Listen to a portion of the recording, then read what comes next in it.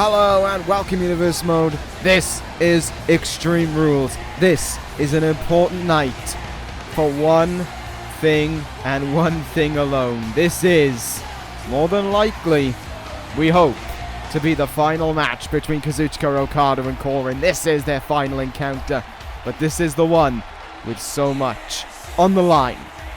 We prepare for it this evening. What a night of action we have coming our way here at Extreme Rules. Starting things off, a tables match. AJ Styles against Dean Ambrose. These two guys have waited months and months really to get their hands on one another, and they finally get the opportunity to here tonight, opening up the evening with a tables match, and we move on, and we keep on going on as well. Bigger and better we go. The WWE Championship up for grabs. Samoa Joe against Brock Lesnar. This one's going to be a great one. Joe challenging Lesnar outright and getting an accepting challenge. We are on for this one. It's going to be a big one, but it is not the big one. It is not the main event because, once again, it is all on the line. Kazuchika Okada versus Koren. Extreme Rules. Okada's career on the line. Should the Rainmaker lose, he has to retire. And we know Koren would love more than anything else to be the one to do it. That is to come this evening here on Extreme Rules, and we start things off with the tables match between AJ Styles and Dean Ambrose. So yes, plenty has been building up to this one. Plenty has been building up to this night as well. And now here we go. Styles versus Ambrose will commence the evening. Okada versus Koren will finish it. Heading towards the ring, the phenomenal one AJ Styles, ready to go here. How will he cope in this matchup?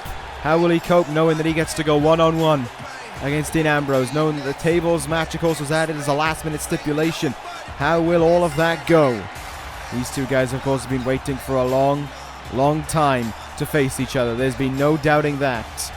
And that finally happens here tonight. AJ Styles betrayed, turned his back on Dean Ambrose a long time ago, back at Fully Loaded in December, to join the Originals. And from then on, he has hit the ground running with them. And from then on, he's done his best as well to frustrate Dean Ambrose. Got him eliminated from the WWE Championship tournament. Ambrose didn't even get a chance to get some revenge, perhaps in the Royal Rumble, but he gets it here tonight. They meet one-on-one. The table will be the deciding factor. So for the most part, they are left to just fight one another here. 6 matches with some kind of a stipulation to it. The only one that doesn't is the WWE title match. But here we go. As AJ Styles stands in the ring, towards it comes Dean Ambrose, ready to go to battle here. Ambrose, who has had to deal with the Originals for the last, 4 or 5 months, really, gets to go to the heart of the problem, gets his hands finally on the man responsible for why he isn't the Intercontinental Champion. At Fully Loaded, Ambrose brought Styles in by his side, a man who he believed hated the Originals with him, but that wasn't the case. A ploy, a game plan was executed on that evening by the Originals, and it brought AJ Styles into the group, and it kept the Intercontinental title around Finn Bálor's waist. Ambrose played a part in him losing it at the Royal Rumble to Kofi Kingston, and we'll see if Kingston can retain it here tonight. That is all to come, but as for right now, we are about to get underway. Extreme Rules begins here, and these two men finally get their chance to go at it with one another. You win by putting your opponent through a table. It's that simple. You have to put them through the table yourself, so if you dodge a running attack and they go through the table, that doesn't do the job. But if you push them through the table, you kick them through the table, you put them through the table with a powerbomb, yeah, you win. I imagine these two guys would enjoy doing that. Those two guys would enjoy putting one another through a table. They get to hurt one another in the best way imaginable. Picking up AJ Styles early on is Dean Ambrose. And now we see him going to work here. You can see the frustration just coming from both men. You can see how Dean Ambrose has waited so long to get his hands on him because he's not letting go either. He is staying on the offense every moment that he can. He isn't letting AJ Styles try and take control here. Flying in crossbody, opening up with punches. Punches and bunches. Ambrose up high. Big elbow drop comes down on Styles. And AJ Styles is not looking good right now in this one. He is on the back foot to the man who he turned his back on. And I imagine with this start, is Styles regretting slightly thinking that he could take on Dean Ambrose this way? Is he regretting thinking that he could handle him in a tables match? Because Ambrose is just flying out of the gate. Ambrose showing absolutely no remorse again with those crossbody and flurry of punches. And here comes the table into the mix. Table being added now. Still a fairly early stage in this match. Neckbreaker attempt there, countered by AJ Styles. Looking for a power bomb. Has him up in a high cross position. Might be looking to slam him on the table. Counter by Ambrose though.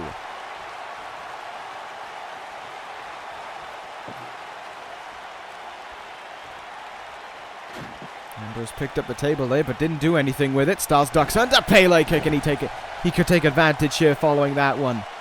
Ambrose starting to quickly get up to his feet though, so if Styles wants to take control, he's going to have to be fast. Ambrose on the ropes, leaning against him at all. Led right into that table shot from AJ Styles. First use of the table in this match, and it is absolutely being used as a weapon, as they have every right to. Let's see what Styles will do with it here, setting it up in the middle of the ring. Easy place to go through it. Oh, as Dean Ambrose almost did there. One of the table legs giving way there, the second one following suit, but that's not going to be enough to finish the match. Table did not break, the legs just gave way momentarily. Pele kick again. Styles, it seems, is looking to use that Pele kick in this match as kind of a separation tactic. He's using it to hit to get Styles down, to get Ambrose down rather, and to take advantage from there. While he's down on the mat, he can go to work. Saito suplex as well from Ambrose. Might be looking to hit something big. Styles moved out of the way there. This is much more of a fight than anything else. Don't expect to be seeing phenomenal forearms, Styles clashes, dirty deeds breaking out, because these two guys will be set on one ideology, and that's putting someone through a table. Fisherman suplex there by Ambrose. I mean, you could have a Styles clash through a table, I guess. Or maybe a phenomenal forearm. Or 450 on a table. That could happen. Or dirty deeds through a table as well. That could all happen. But it's got to go through the table for it to be the victorious move. And here we go, back suplex. Not only onto the ring apron, but onto that LED board as well. But there. Heavy impact for the Lunatic Fringe. AJ Styles now definitely having the lion's share, the heavy hitting offense in this one. And sending Ambrose into the corner of that table. I hope that wood is splintered, otherwise that one could end up lodged in his ribs for all we know. Putting him up on the top rope. Ambrose able to sidestep. Dangerous place to be there, that close to a table on the outside. Ambrose sends Styles into the same corner of the table. Styles sends him back. Ambrose counters, quick and fast counters from these two sides. Put him out in the apron. Ambrose going to be looking for the suplex. Will he try and put him through that table? He might have, but his knee there, kind of kicking it to one side. Not finishing the deal, but sending him into the table again, trying to soften him up to put him through that table. That's for certain. Heavy elbow there by Dean Ambrose now, who has control in this one. Moving the table slightly, kept AJ Styles on the ground, but a big Pele there. And once again, it provides distance in this match, but Styles full on using it there to try and take control. Hard elbow in the face by Dean Ambrose, and here we go now. Taking him to the table itself. Dangerous place to be, and Styles able to fight his way from it. That's also a dangerous place to be up against those ropes. Could be sent over the top rope and through that table on the outside. Of course, if you put someone through an announce table, that doesn't do it. That's not considered a win in this match. Setting the table in the corner. Easy to send someone charging at you there. But of course, if you send them through the table that way, you're not going to win the match, really. Unless you throw them through it, which, yeah, it's yours. Well done. Ambrose sent into the table. That is dangerous territory to be in right now. AJ Styles bringing him away from it. Ambrose quick to fight back there, though. These two bitter rivals definitely not afraid to do battle with each other right now.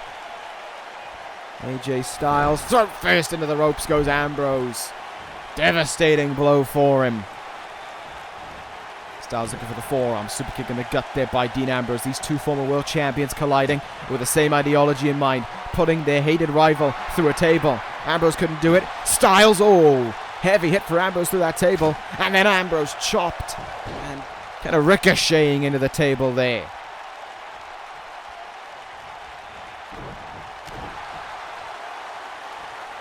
Here goes Ambrose again, sending Styles in the direction of the table, trying to finish things off here. But again, the phenomenal one comes out with the counter. Again, he sends him into the turnbuckle. Styles taking quite the step back here. I thought he was going to maybe line up to put him through the table. Styles instead getting another one. A third table being added to the mix in this match. And for what reason might Styles have? And there we go. The Pele kick plan finally got read. Ambrose finally bringing out the counter. Headlock driver into the mat as well. Ambrose now with complete control over AJ Styles, who's laying down on the mat.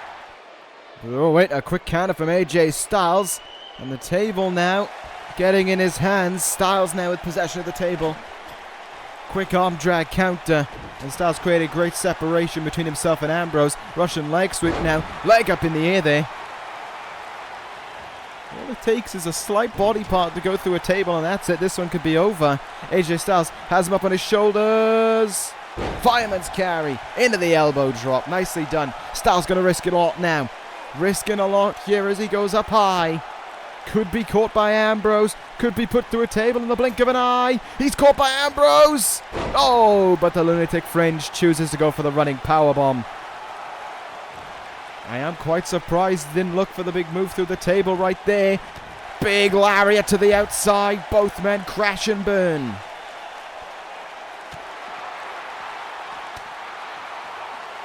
Great contest so far between these two guys. You can see that this is not about beating each other, not about hitting their big move, but it is about getting that semblance of victory, putting your rival through a table. That's all it is about to them. That is all that they crave. Striking the gut there by Ambrose. Suplex on the thin padding on the outside as well. That's not going to help AJ Styles one bit. He's going to be feeling the impact of that one.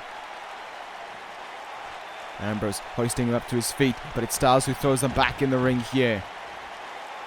And it feels like at any moment one of these two guys could go through a table. Called back to his fellow Originals member. Man who fights for the Intercontinental title later on this evening, and Finn Bálor with the Bloody Sunday there. Ambrose now has him up on his shoulders. Michinoku driver. 3 tables these guys could go through. A big move on the outside.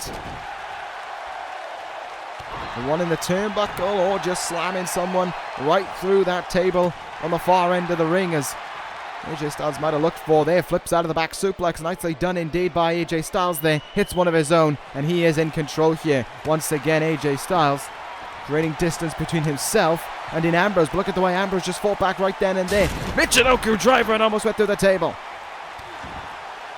Styles almost going through the table right there and then. The leg giving way. He can count his lucky charms there, because that match was almost over and done for. In the turnbuckle we go now for AJ Styles, and a table right in his face for his troubles. Now that is a very dangerous place to put that table, right dead center in the middle of the ring. Styles, power bomb. Oh, leg gives way again.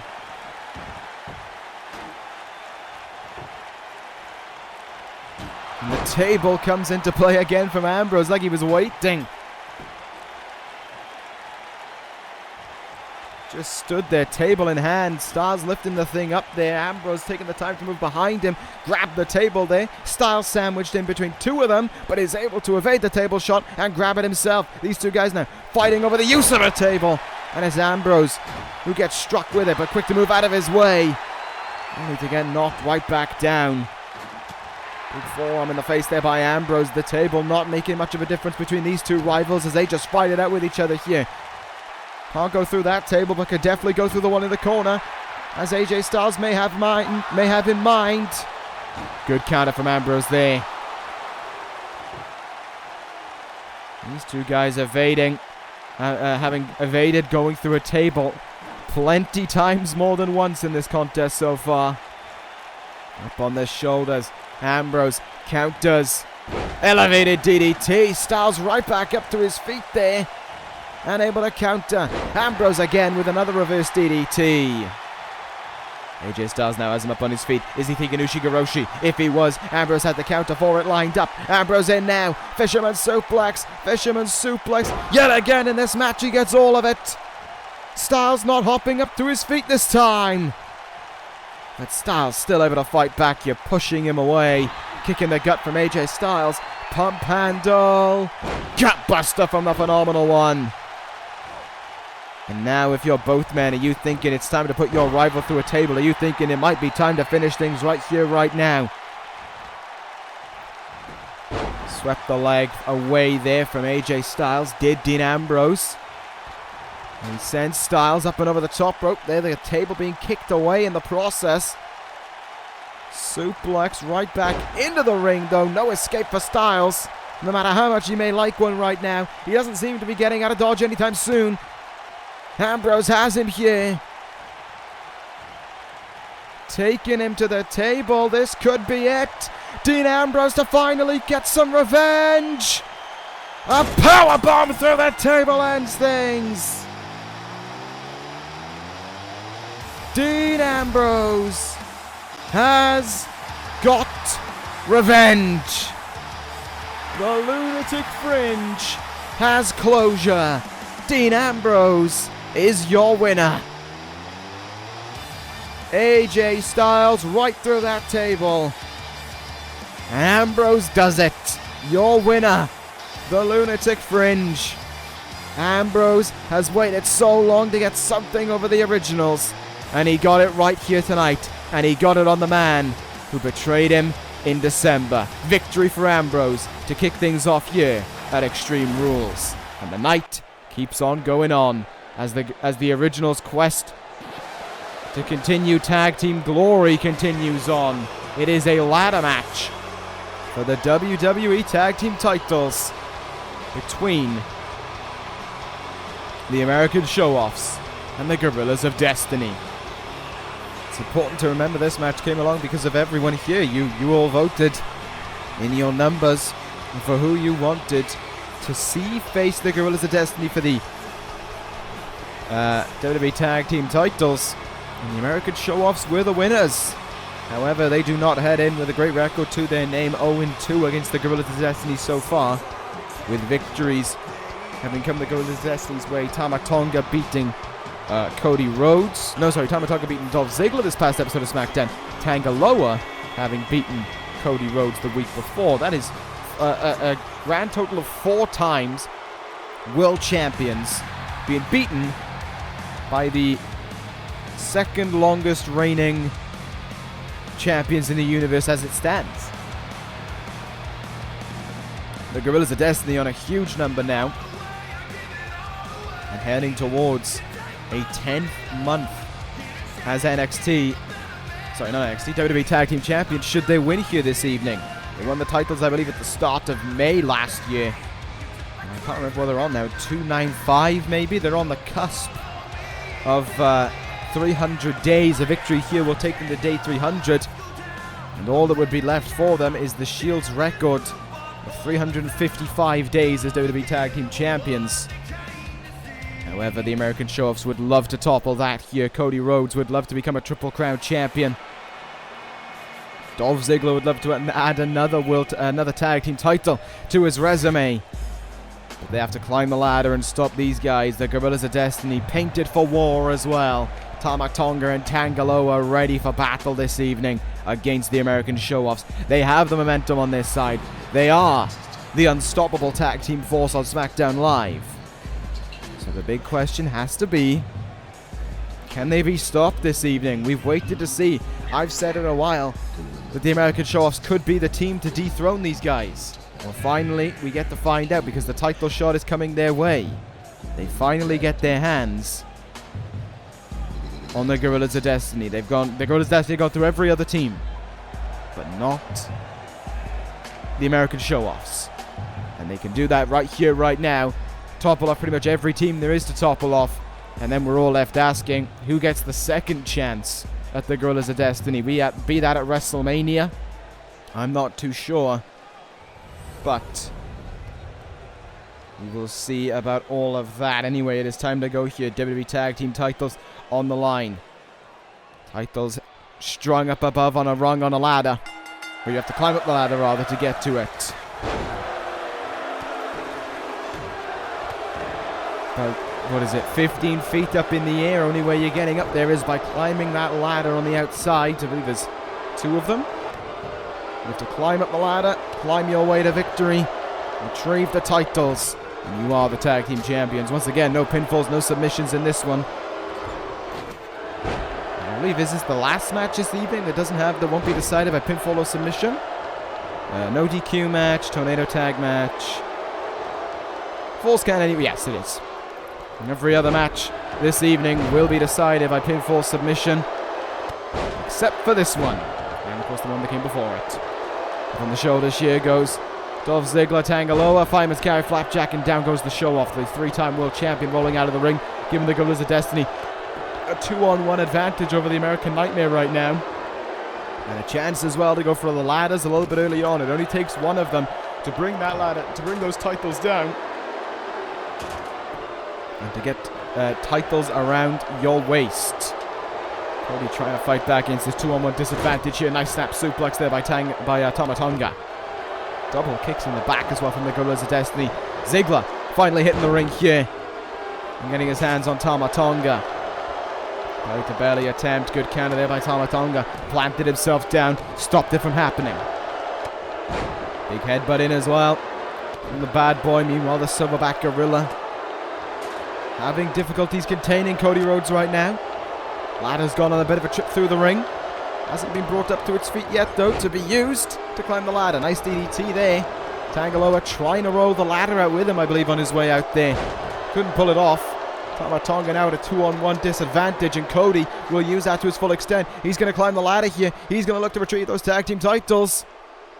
Ziggler, slamming Tama Tonga into the ladder. And that gives completely free reign for Cody right now. Tama Tonga, though, does bring out the counter.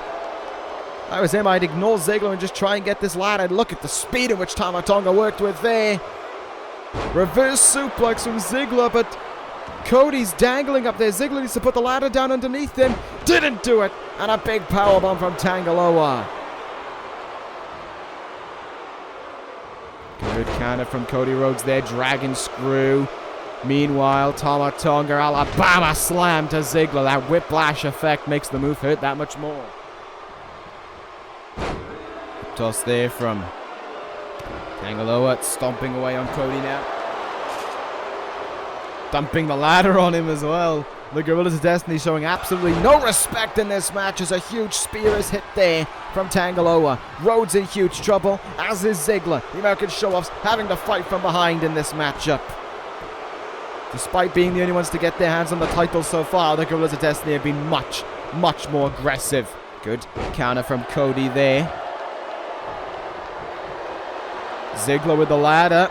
If I was Ziggler, I'd do my best to... Oh, there we go. Finally hit Tangaloa with the ladder. Now it's time to set it up and time to climb it. Time to get yourself to that top. Wait a minute. Ziggler going on the outside here. Cody throwing Tangaloa up and over the outside. That is a very smart idea. Cody in the ring by himself. Tangaloa, though. Sorry, Tama Tonga. Shoulder tackling Ziggler down, but I don't think he's paid attention to what's going on in the ring. And what's going on in the ring is the Gorillas of Destiny's tag team titles were in jeopardy.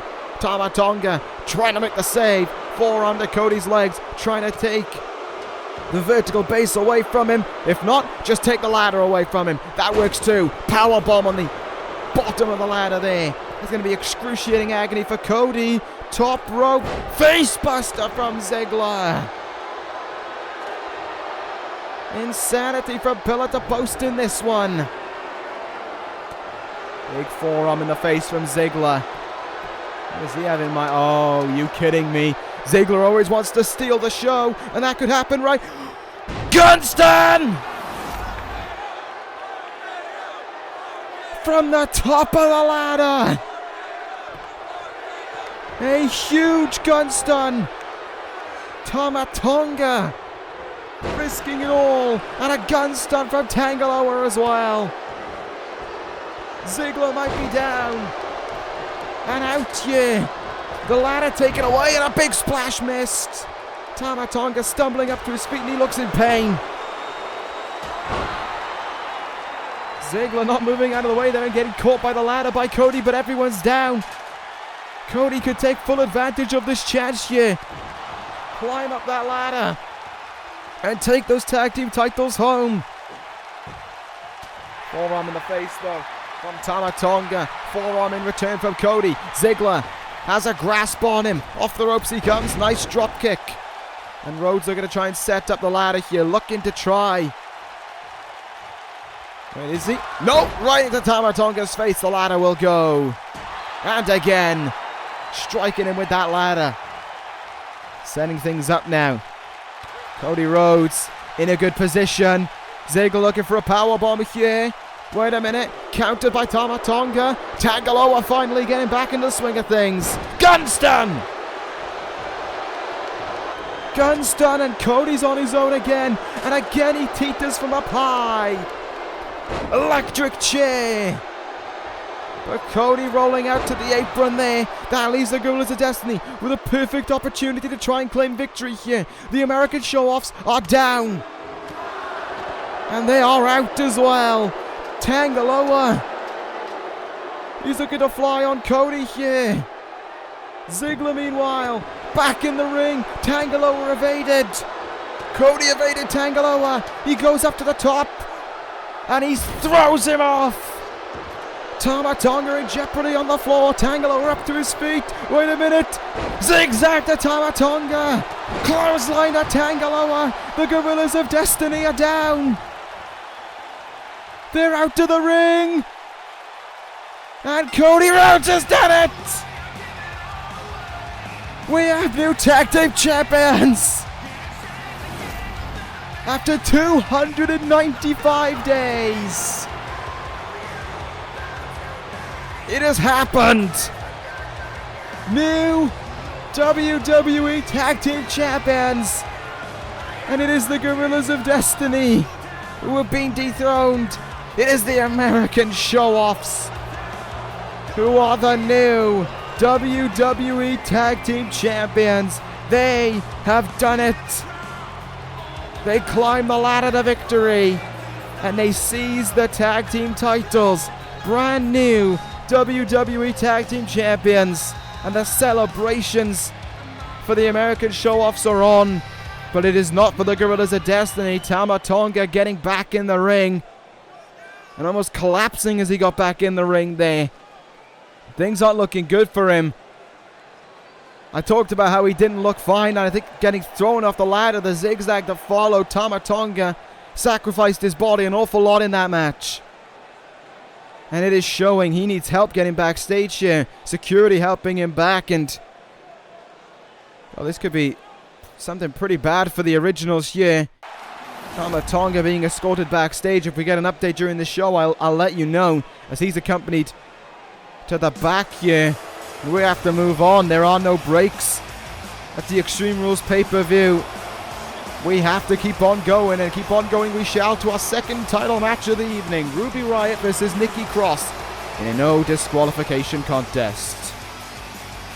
Ruby Riott became the number one contender when she beat Nikki Cross in an open challenge through the assistance of the Riott Squad and her own underhanded tactics to go with it. From then on, it seemed as if things were in jeopardy, because as long as the Riott Squad were around, Cross was in trouble. Well, Nikki Cross took care of that measure this past episode of SmackDown Live, challenging Liv Morgan and Sarah Logan to a 2-on-1 handicap match. Cross got the win, and with it, the duo of Logan and Morgan are banned from ringside. This may well be a no DQ match, but they are not allowed to interfere under any signs whatsoever. And I wonder if Ruby Riott will adhere to it. Here comes towards the ring the SmackDown Women's Champion. Here comes Nikki Cross. Ready to go here. And there she is. In her second reign as SmackDown Women's Champion. Dethroned Becky Lynch, fully loaded to win it. Now we see if Cross can hold on to it over Ruby Riott right now. She's had to... she's been... what's the word I'm looking for? She has had her fill of the Riott squad over these last few weeks. And even the last month, really. Having been attacked backstage by Ruby Riott following a tag team match. But now the time changes for Nikki Cross, maybe. She's taking care of Logan. She's taking care of Morgan. She has to take care of Riott to hold on to that title here. And, let's be honest, this is Nikki's playground. No DQ, no countouts. Free to do as you please. Nikki Cross is going to enjoy herself here, I believe. This is going to be one that she will get to enjoy fruitfully. This is one that she will take great pride in. Can she hold on to that SmackDown Women's Championship, I wonder? She looks ready to go here. She looks ready to combat all who may oppose her. And let's see if she can do that right now. Let's see if she can take care of Ruby Riott and hold on to that SmackDown Women's Championship. I have every reason to believe that she will. I have every reason to believe that without the Riott squad by her side, Ruby Riott is in trouble. Although, can only speculate on that one, don't know for certain. What I do know is that Riott does look ready. She does look determined. These two women have a long feud dating as far back as NXT when the roles were reversed, when we were cheering for Riott and wanting Cross to lose. However, the same thing was true. Cross was the champion, Riott was the challenger, and Riott never won the belt. Never got the win over Nikki Cross. Could that all change here tonight? Nikki Cross seems confident that it won't, and I'll be honest, I'm probably in the same boat. I don't know if there currently stands any woman on the SmackDown roster who could take that title away from Nikki Cross. She seems so determined with it, so attached to it, that I don't see her letting go of it. I think this is Nikki Cross's match right here tonight. Ruby Riott, though, is definitely going to have to fight to secure the victory. And I think this will be one great fight as well. These two women do not like one another, and we're going to see that shining through right now. Cross getting things underway aggressively. Elbows, chops, kicks. She's getting things going as quick as she can, but look at Ruby Riott there. Wheelbarrow stunner. And Cross is taken off her feet in the early goings. Blocks the kick there, big slap in the face, and Ruby Riott stumbling slightly as a result of it. She felt the impact of that one. Nikki Cross lifting Riott up to her feet. Counter from Ruby Riott, though, kick right in the gut. And a lariat up and over to the outside. We already go. Can stay out here as long as they want. There's no countouts. Matter of fact, I think the only match with countouts is the WWE Championship match later on this evening. Ruby Riott sent it to the ring post there. Heavy impact for her, as Nikki Cross gets to play with all of these weapons at ringside. Everything that she wants to is completely free for her use. And Cross is going to use all of it into that announce table. They really need to stop setting them up at ringside. I'm never sitting there. I much prefer being in the box as far away from the action as possible. I can't get hurt then. Getting hurt, Ruby Riott might be about to hurt Nikki Cross, because Cross going head first into that announce table there. Good counter from Cross. Nice lariat as well, bringing Riott down to the floor there. And these two women just continue fighting on the outside. No attempt to get back in the ring and try and win things there into the apron there. And that is just a steel bar, essentially, that supports the ring, that holds it up, that Ruby Riott just went face first into. Back in the ring we go now. From face lock here from Ruby Riott. Dragon screw. Tell from the moment she locked in the leg, she was going to look to tweak and torque the leg of Ruby Riott, of Nikki Cross, sorry, and she did just that. Counter there by Nikki Cross. Ruby Riott back suplex. Heavy impact for her there. Up to her feet now, suplex attempt. Nikki Cross does get the counter and hits one of her own. And after all that went on the outside, interesting to see some just straight wrestling between these two women right now. I guess they know they got to break out a little bit of that if they want to win the title here. Attacking the arm there is Ruby Riott. Might be looking to get a harder lock on the Riott kick. Forearm in the face, of course, soften that up for the Riott kick as well. Irish whip off the ropes comes Nikki Cross there. Swats the drop kick away. Looking for the slam, gets all of it. But she cannot maintain control. Legs swept away from her there by Ruby Riott. And the leader of the Riott squad may well be on her own, but she is fighting as well as ever. Constant back and forth counters between these two women. Nikki Cross might have gone for a move too early there, and that cost her. Ruby Riott, Hurricanrana, brings her down. They are just fighting each other right now. No intents of using weapons here. I remember when Riott beat Cross, she exposed the turnbuckle pad. Not even an idea of using that right now. Oh, here we go, here we go. Steel chair being added to the mix. Nikki Cross getting some weapons out. And right into the head of Ruby Riott. And that chair. Smash it down on her repeatedly. Oh my goodness, that is ruthless. Brutal from Nikki Cross. Now she's starting to get aggressive. Nice forearm in the face there by Ruby Riott, though. The fight continuing on the outside here once again. Seems to have spent most of our time out of the ring in this one, but who can blame these two? They do not like one another, and they have all the freedom they want to fight backstage as well. I don't know why I said backstage. Backstage just crept into my mind. They could go backstage. They have the complete freedom to go back there as well. What I meant to say is that they are having the complete freedom to fight outside of the ring, so they shall. Where is Ruby Riott going to send Nikki Cross now? Head first into the apron. And a heavy scream let out there by Ruby Riott as well. Back in the ring we go now. Cross trying to push herself away from the weapons, because it's almost like Ruby Riott's been training for this match with the use of weapons. Oh, look at that. Great evasion out of the back. Suplex there by Nikki Cross. Sticks the landing. Cross now. Fisherman suplex. Neckbreaker. And that could do it. The sudden swing. Almost finished business. Cross thought she had retained the title, but it was not the case. Ruby Riott getting the shoulder up just in time there. Forearm in the face now. What in the world is Cross going to do here? A long way away from anywhere. Oh, into the bottom rope. The throat maybe. If not definitely the chest, colliding with that bottom rope. A heavy impact. And the way that she locked in that arm there as well for that neck breaker. Very smartly done. Nikki Cross in the driver's seat now. She could look to win things here, but it seems as if Cross has one more trip to the outside in mind. One more. Whoa. Wait a minute. From underneath me, I can see running into the ring. Running through the crowd and into the ring is Becky Lynch. Lynch with a steel chair to Nikki Cross. These two bitter rivals locking horns again, and this is completely legal. Lynch with the use of a chair and getting the hell out of there. Cross is still down. Ruby Riott sees the chance in front of her. She rushes back into the ring. Ruby Riott with a Riott kick.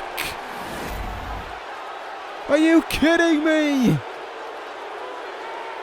The Riott kick connects. Lynch watching from up above. Looking on from the top of the ramp. As Ruby Riott covers Nikki Cross with the use of the ropes. Ruby Riott has just won the SmackDown Women's title. A soiled win. A controversial win. But a win that did not involve the Riott squad. A win that involved Becky Lynch instead. And a steel chair right in the back of Cross. A DDT down on it. And the champion was out. It was easy pickings for Nikki Cross. And she has just picked her way to the SmackDown Women's title. Ruby Riott has done it. Your new SmackDown Women's Champion, the leader of the Riott Squad, Ruby Riott, has a title to her name. As soiled as it may be, she is still the brand new SmackDown Women's Champion. That is going to be one hell of a topic for discussion come SmackDown Live. But the simple fact of the matter is we simply don't have enough time here to talk about it. We have to move on right into our next contest. And what a contest it's going to be. Tornado Tag Team action. The Dangerous Alliance against Matt Riddle and a partner of his choosing.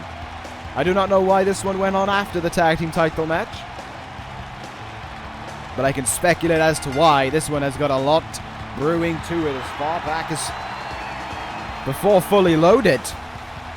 When Riddle debuted on SmackDown Live beating Bobby Fish, that is when everything started. A Fully Loaded, Sheamus got into the mix and declared himself the newest member of the Dangerous Alliance. Matt Riddle and Bobby Fish were supposed to fight in the quarterfinals of the WWE Championship tournament. Sheamus got involved in that and helped Fish all the way to the finals. Riddle now has something interesting under his sleeve. After we saw Shawn Michaels super kicking Sheamus a few weeks back on SmackDown Live, he offered to take Matt Riddle under his wing. And he has done just that. He has been training him ahead of this contest here with a partner of his choosing. We know it's not the Heartbreak Kid. He's retired. But who did Matt Riddle get to stand alongside him? He put the challenge out there. He said, who has got the balls to stand alongside him against the Dangerous Alliance? What I do know is that Matt Riddle does have balls nevertheless standing on his own, because as we saw on SmackDown Live, he was more than happy to get involved and cause a distraction in the match between Bobby Fish and Kota Ibushi. His team hit. Fish fell for the distraction and Riddle was able to help Ibushi nab a victory there. But who will stand alongside Matt Riddle in this one? Who will it be? I'm trying to think of a lot of people who hate the Dangerous Alliance. Kevin Owens is one. Shawn Michaels is definitely another.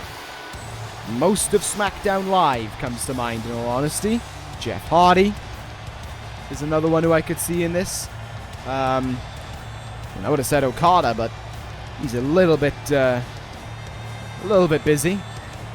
I'm trying to think of more. I was going to say Joe, but he's also busy. There are so many who could still stand alongside Matt Riddle here, and I'm just trying to think of it, and there are plenty of names that I could think of right now. The newest member of the Dangerous Alliance does stand alongside Bobby Fish. Paul Heyman having joined it, was it just after the Royal Rumble, I believe? No Paul Heyman here tonight. No Shawn Michaels will be in Riddle's corner either. It's just going to be a straight 2v2 with no tags, no countouts, and maybe no DQs. Sheamus, though, ready to go in this one. Ready to combat against Matt Riddle. And here he comes towards the ring. Sheamus and Riddle have had plenty of bad blood with each other as well. Last time they faced each other in a one-on-one contest, Sheamus pinned Riddle. Will he do the same here this evening, and will that bring a disappointing defeat the way of Matt Riddle? With new tutelage coming from Shawn Michaels, can it be the difference maker here? Can it right the path that Matt Riddle was on? Can it put him in the right frame of mind to achieve success on SmackDown Live? But what I also have to wonder is who stands alongside Matt Riddle? Who is his tag team partner? I want to know. I don't for a second believe that Riddle is by himself. He's got a tag team partner. Maybe I'm very inclined to believe it's Kevin Owens. I will say that. Owens won't turn down a fight, especially not against Bobby Fish. That's who I believe it could be. We are due to find out any moment now. And there we go. He'll pay him back for SmackDown Live. Kota Ibushi stands alongside Riddle. He may well be a part of Future Shock, but that doesn't change things here this evening. Ibushi stands with Matt Riddle to face the Dangerous Alliance. What a tag team this could be. Riddle and Ibushi side by side to face the Dangerous Alliance.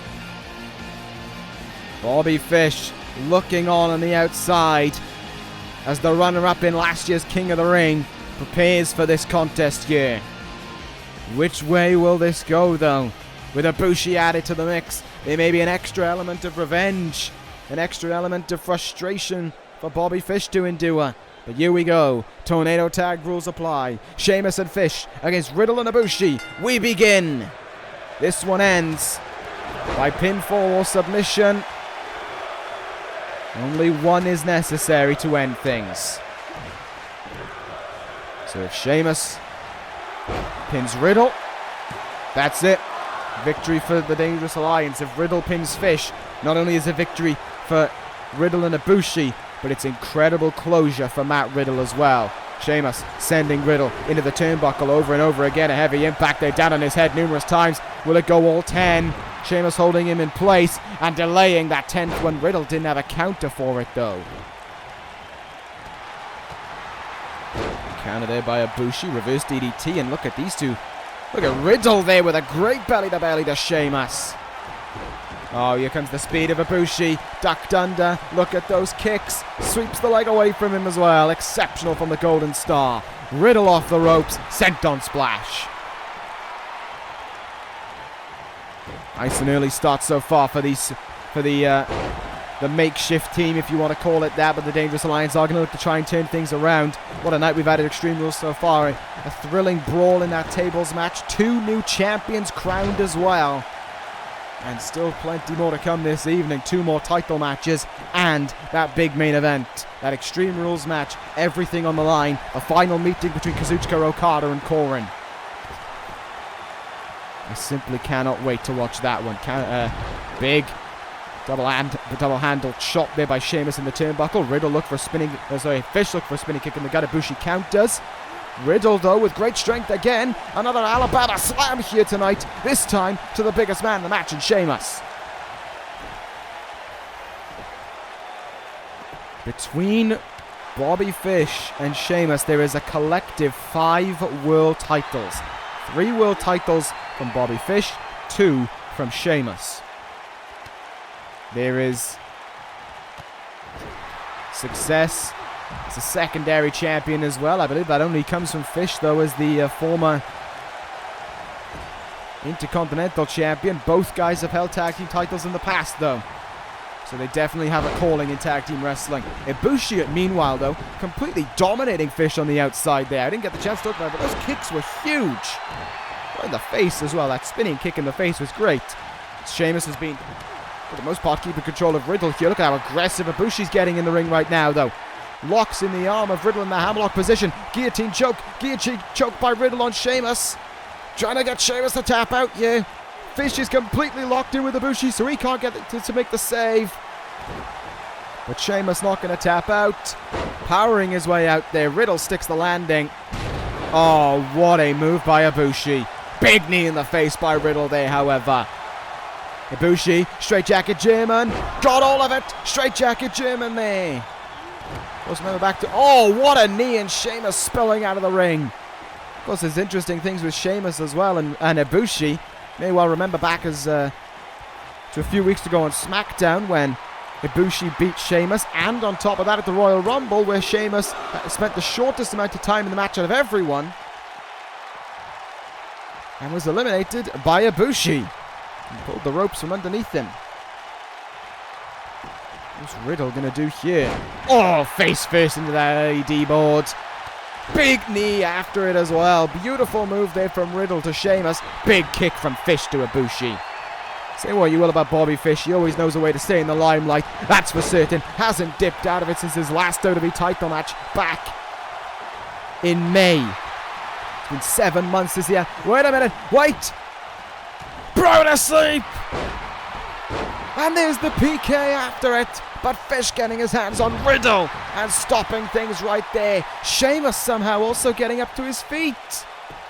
Fish not getting up to his though, but Sheamus with a huge save. Sorry, Fish with a huge save. And Sheamus attacking Ibushi now. That leaves Fish and Riddle to go at it. And here we go between these two guys. Bitter rivals they may well be. And they get to lock horns right here, right now. And Ibushi taking the trip up to the top rope, but that's not a good idea. Fish hook! Fish hook! Ibushi! Phoenix splash, but a cover from Fish. Oh, what a save from Ibushi. What a save from Ibushi. In the dying moments there, what an incredible save from Kota Ibushi. Got the Phoenix splash in and made the save a 1/10 of a second before 3. The golden star there with an incredible save. And as a result, this match keeps on going. Riddle on the onslaught right now, though, of Bobby Fish. Ibushi feeling the save from Sheamus, because here come a trio of Irish Curse backbreakers. And there should only be one move to come after that could finish off Kota Ibushi right here, right now. Wait a minute. Fish wants to lock his hands on Ibushi again. Fish wants to steal the cover. Brogue kick! A brogue kick to Riddle. And after the fish hook, that has to be all. No way!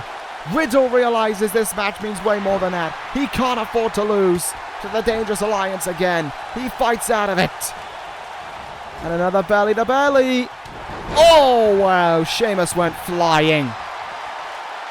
Wait. Riddle. Is he thinking bro mission? Is he thinking bro to sleep? Floats over. Wait a minute, into bro mission. Bro mission applied, but Fish was just standing there to break it up. Not a chance of him getting the tap out win right there.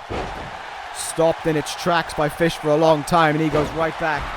After Riddle here, Ibushi, snap German suplex, shoulders are down, Fish could be done for, no. A kick out at 1, I believe that was there. Look at that, only Ibushi stands on his feet right now, the Dangerous Alliance completely down. Sheamus returning to battle here against Ibushi one more time. In the ring, they go at it. Outside of the ring goes Fish and Riddle.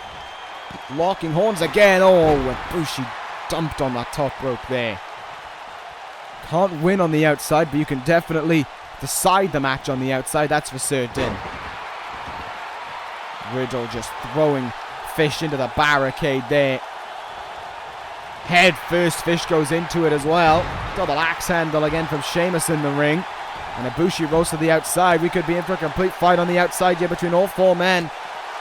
Might be a bit difficult to call here. Sheamus going to go to the outside. The referee just has to stand in the ring and kind of question, well, I've got nothing to do right now. Under that apron there went Matt Riddle. Character kick on the outside. Fish sending Riddle back in the ring. There we go. Fish sending him back in the ring. Oh! Snapdragon suplex on the outside to Sheamus. Holy moly. Riddle. Tombstone! And another dragon suplex on the outside. Matt Riddle now. Is he thinking bro to sleep? Is he thinking bro mission? He's going to go for the bro mission. Sheamus is preoccupied. This could be it. Bro mission locked in. Can he finally make Bobby Fish tap out?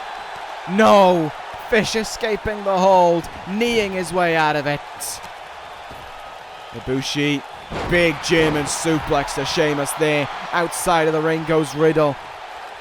Fish locking his attention on Kota Ibushi right now. Big kick. Ibushi didn't go off his feet though. Stumbled into the turnbuckle.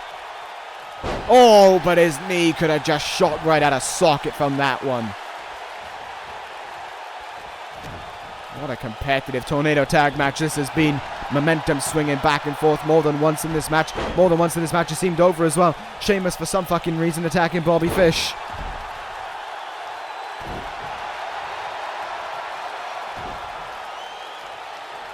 Shamrock applied on Riddle here, wrenching away at it. Fish just looking at him, making him look at Bobby Fish there. And look at that, Fish just wants to go on an onslaught right now on Riddle.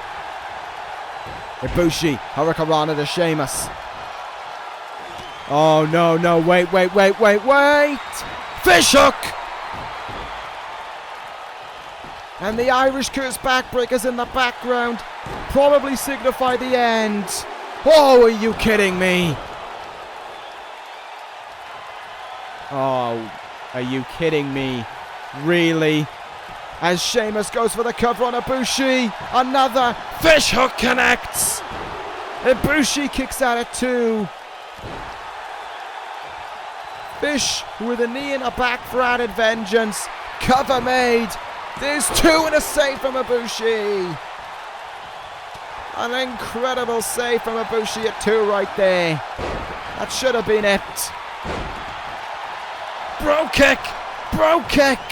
Right in the side of the head. Riddle turned his head into the bro kick and it's over. Riddle never saw it coming.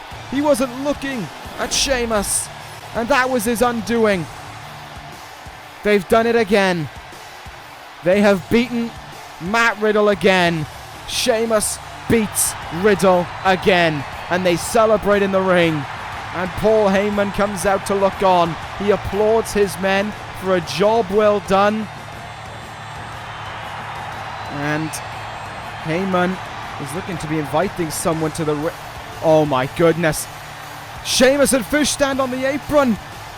You have got to be kidding me. Pete Dunne has just waltzed into the ring. Riddle dragged back in the ring as well. And Dunne with a bitter end to Riddle. Is this an unveiling of a new member? Is this the unveiling of a third man in the Dangerous Alliance? Riddle thrown out of the ring like he's nothing. And they celebrate with one another. Pete Dunne has joined the Dangerous Alliance. Fish, Sheamus, Dunne. That is your new Dangerous Alliance. That is a figurehead on SmackDown Live. That is a group to keep your eyes on. Oh my goodness. This one is big. A new member in the Dangerous Alliance. That is huge. And this is even bigger. The Intercontinental title up next. Falls count anywhere, rules apply. Finn Bálor versus Kofi Kingston. But I don't think Finn Bálor is the only thing being brought to Anaheim this evening. I don't think that Finn Bálor is just hunting for the Intercontinental title, but he's hunting for revenge. He's hunting to finish what started at the Royal Rumble. He's hunting for blood. And as the smoke arises from the stage, as the noises are heard through the arena, it is not Finn Bálor who is at Extreme Rules. The Demon has made it to Extreme Rules. Kofi Kingston, for the first time, will experience the Demon. And for the first time, as far back as WrestleMania, I believe, the Demon is out to play. This is not just some paint.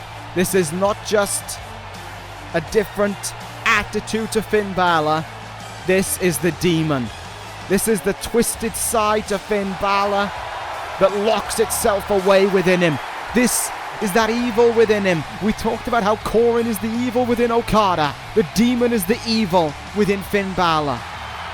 While we may see a cocky, arrogant, former Intercontinental Champion, the Demon is nothing like that. The Demon is a savage. The Demon is ruthless. The Demon stops at nothing until he gets what he wants. This is the man who betrayed what he stood true to be the Demon once again. This is the man who once locked himself in his Demon phase, who refused to be Finn Bálor until the world title was back around his waist. And the same has rung true here. The Demon has come out to play to hoist glory once again. The Demon has come out to play for the originals to take something home of theirs. The Demon has come for Kofi Kingston. And Kofi is a brave fighter, yes.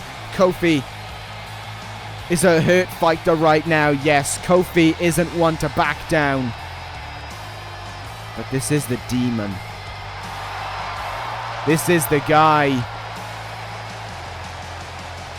who brings fear into the hearts. This is a guy who is not just an entrance, not just a pose, not just a look. This is the dark side of Finn Bálor. This is his evil. This is what possesses him.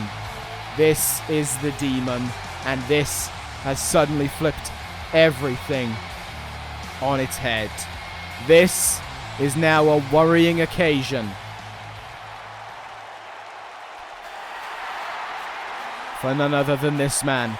Kofi Kingston heads towards the ring, and if I was him, there would be a great deal of concern within me right now. Not only am I not 100%, not only am I injured following an attack from Finn Bálor and AJ Styles, but now I have to stand across from the Demon. Now I have to look in the eyes of Finn Bálor, and I have to pretend to not be afraid, because let's be honest, if you looked across from the Demon, you wouldn't be scared. Tell me you wouldn't be scared if you looked across from the Demon, because I know I would. And as Finn Bálor watches on the outside, eager and ready to go, Kofi Kingston does head towards the ring with a smile on his face, but that smile is quickly going to disappear. And if he is not quick to act, if he's not quick to find a way to stop the Demon in this Falls Count Anywhere match, he could quickly be kissing goodbye to that Intercontinental title as well. Finn Bálor looking to make it 3 Intercontinental title reigns. I believe that would be the first ever 3-time Intercontinental champion in the history of this universe.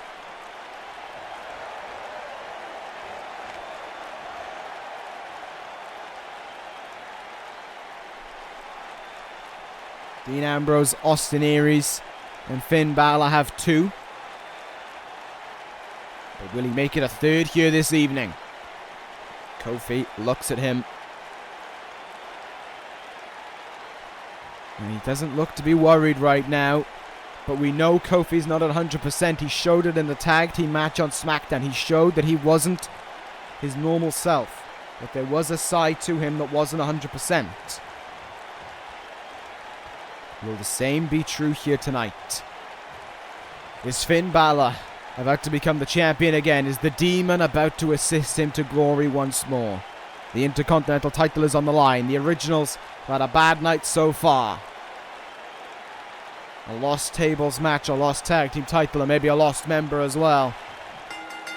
And here is the man who might look to change that all around. Kofi Kingston and Finn Bálor one-on-one with the Intercontinental title on the line.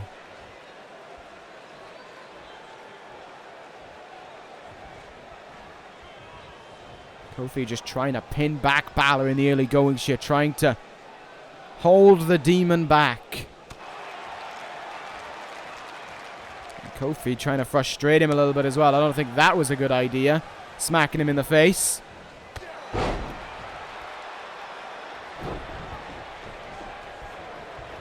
Well, that is exactly what he seemed to do. Duck under there by Finn. Leap over from him as well. Sling blade, and Kofi goes down. This is what you have to deal with when you take on the Demon. It is such a more twisted side to him as well in terms of his in-ring attitude. He does moves to hurt you, and they hurt so much more as well. He puts more emphasis on his moves. He hits them with more impact. He drives more ferocity into them when he strikes them. And Kofi Kingston is quickly finding out that that is the case. Up on his feet he goes here. Finn Bálor hoisting him up. Hoisting Finn Bálor up. Bálor quick to fight back. That tornado DDT did nothing there to Finn Bálor. Kofi again trying to fight. Shoulder tackle. Notice how basic his moves are right now. He cannot afford. He can't go with any big moves. He's struggling here. Finn Bálor sent into the turnbuckle face first. Michinoku driver here by Kofi. Goes into an early cover. There are no countouts and no DQs in a Falls Count Anywhere match. And of course, the name says it all. This match could end anywhere. It could end in the crowd. It could end backstage. The Demon doesn't care where it ends, so long as the Intercontinental title is back around his waist. Duck under again from Finn. Went for the drop kick. Kofi was able to run past him. Big clothesline. Kofi gets An opportunity here to try and take charge now. No, he doesn't. Completely taken away from him. An aggressive clothesline from Finn Bálor right then and there. Kofi with a jawbreaker trying to fight back right now. Chop in the chest. Look at this. He ain't giving in though. Injured or not, demon or not, Kofi's still going to fight. Big uppercut to Finn. And as he seats down in the turnbuckle, Kofi can't take advantage. Simply cannot take advantage. Just stopped. And for a lariat from the back there, Kofi sidestepped a spinning heel kick. Bálor didn't even come off his feet to that heel kick. Stayed right up on his feet. In the turnbuckle we go again. This doesn't look good. Bálor, Kofi hanging on. Drop kicked out of the ring. A heavy drop kick out of the ring, and Bálor now going up high, seating on that top rope, waiting for Kofi, looking to pounce like a predator on his prey. Bálor, drop kick. Oh, Kofi sidestepped it.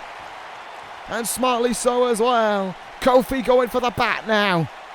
If he's got the chance to use a weapon, why not? And right in the face of Finn Bálor. The bat coming out to play. Aggression from Kofi Kingston just shining through in that very moment. Up top we go. Kofi now going to look to fly. Will this pan out the way he wants it to? Could that bat have been the turning point for Kofi? Hurricanrana, into the cover he goes. Just like the Royal Rumble, can he get a surprise win out of nowhere? He can't.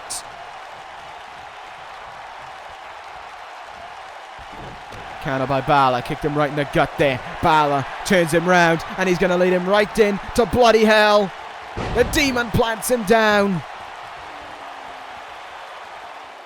And although I believe that the coup de grace was incoming, it's not the case. Bálor hasn't finished business here. Lifting up Kofi. Oh, into the double knees into the gut, and that'll look to bring the final move. Kofi has been beaten systematically here. Coup de grace connects. A cover with no one to save him. Finn Bálor dominates his way to a third Intercontinental title. The Demon wins it. Finn Bálor hoists the title over his head, for he is once again the Intercontinental Champion. Kofi was trying, but the Demon is a completely different animal. You can try and read Finn Bálor's game all you want. You cannot read the Demon's. The new Intercontinental Champion, Finn Bálor, for a record-breaking third time. Bálor does it.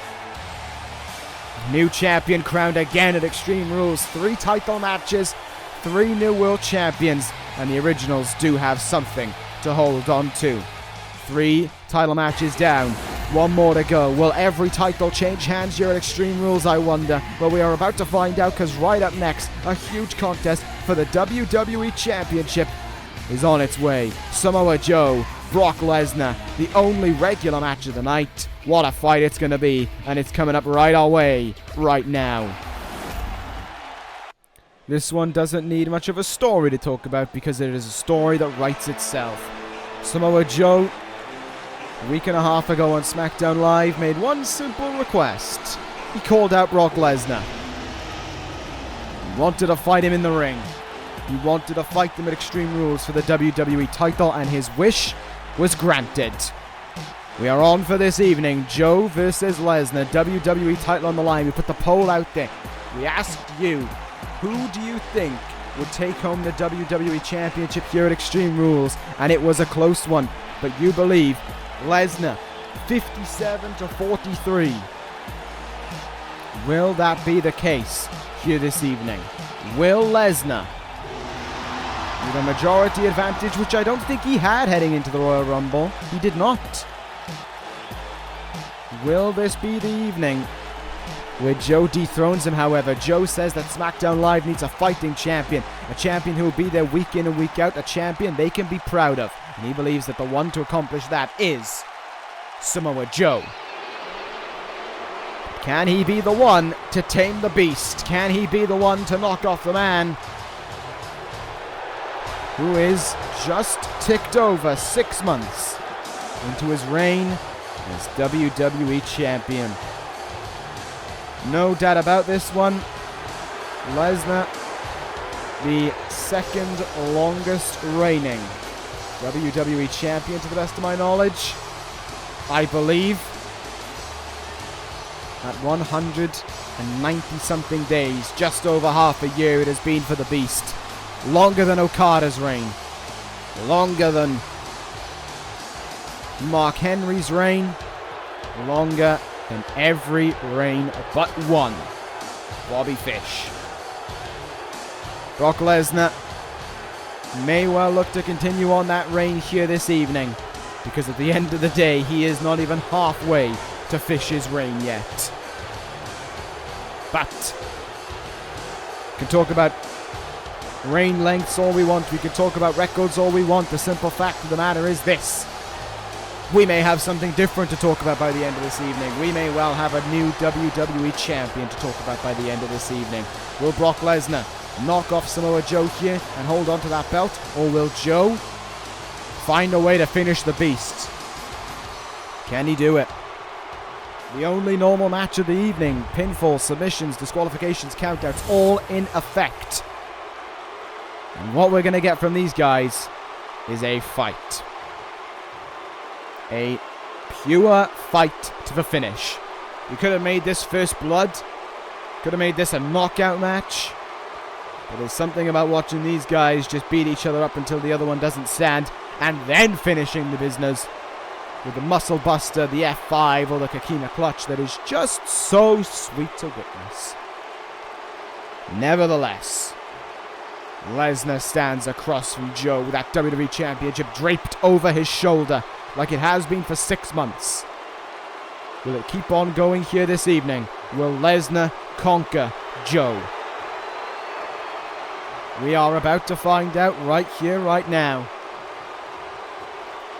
3 new champions crowned at Extreme Rules. Will we have a 4th? Will that 4th be Samoa Joe? Will it be a clean sweep of new champions this evening? We wait to find out. Title held up in the air. Joe's ready. Brock is ready. The WWE title is ready to be defended. Here we go. Joe versus Lesnar. And Lesnar went in to swing for that clothesline, but he couldn't get it. Joe struck first with the clothesline there. He may well have fired the first shot, but here goes Lesnar in the turnbuckle. Never mind. Joe counters him. Drop attempt there by Joe. Gets countered. Forearm by Lesnar gets countered. Thrust kick into the gut. These two guys counting. Clothesline there. And Lesnar doesn't come off his feet that time. The Beast standing upright. Back elbow. Doesn't phase him. Saito suplex. Oh, good counter from Lesnar. Just planting his weight down there. Simple but effective. Lesnar keeps on going here now. Count him up. There's one. The first German suplex of this match strikes. Lesnar not wasting any time. There's the second.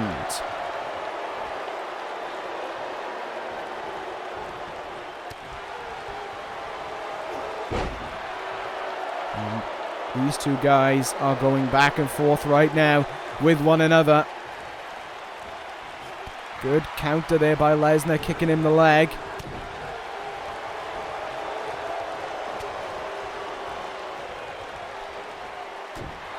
These two guys are just fighting one another right now.